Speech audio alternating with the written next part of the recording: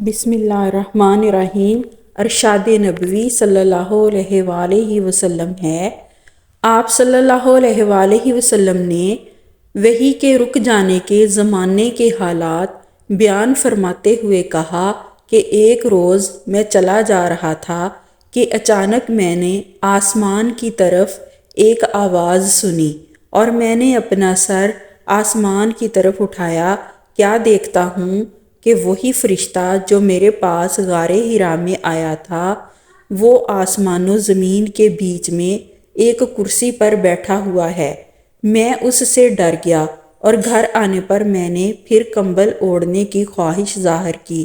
اس وقت اللہ پاک کی طرف سے یہ آیات نازل ہوئیں، اے لحاف اوڑھ کر لیٹنے والے، اٹھ کھڑا ہو اور لوگوں کو عذاب الہی سے ڈرا اور اپنے رب کی بڑائی بیان کر اور اپنے کپڑوں کو پاک صاف رکھ اور گندگی سے دور رہ۔ اس کے بعد وحی تیزی کے ساتھ پے در پے آنے لگی۔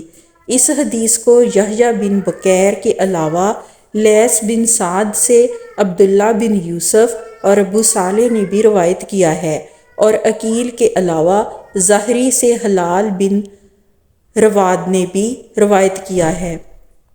یونس اور معمر نے اپنی روایت میں لفظ فوادہ کی جگہ بوادرہ نقل کیا ہے۔ درجہ صحیح، حدیث نمبر 4۔